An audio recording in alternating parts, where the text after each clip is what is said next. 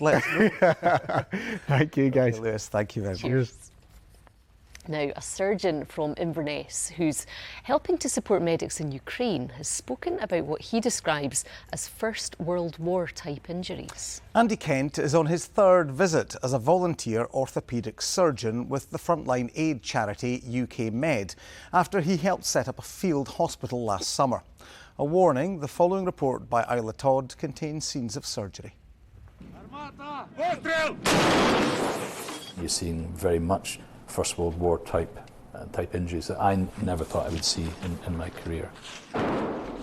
Andy's been volunteering as a surgeon during crises for years, but the war in Ukraine has been a different experience.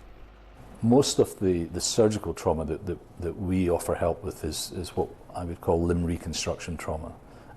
So we are dealing with high velocity gunshot wounds or blast injuries.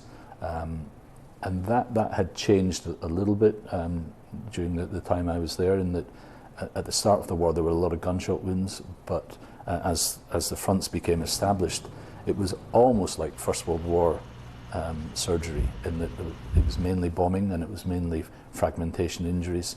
So there were young guys coming in with limbs blown off, huge chunks taken out of them, which was quite distressing, and a lot of the wounds were several days, if not weeks old, and we were seeing civilians who were being pulled out of buildings that had perhaps had wounds that were 2 or 3 weeks old. And he's not the only volunteer from the Highlands. Others have signed up, some for the first time last summer. We were on a mission to build this field surgical unit in a hospital that had been shelled by Russian tanks. But there was a need, both for the local population to build a field surgical unit so that we could carry on operating, not just war injuries or injuries related to the conflict, but also, appendicitis or common stuff that happens in populations. But with growing pressures on the NHS at home, where's the balance between working here and helping there? UK Med will backfill my salary using usually UK aid budget, which means that there isn't a gap when I deploy.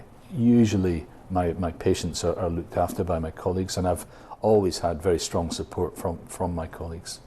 Their time out in Ukraine couldn't be more different from their life here in the Highlands, as Angus discovered as he continued training for a marathon.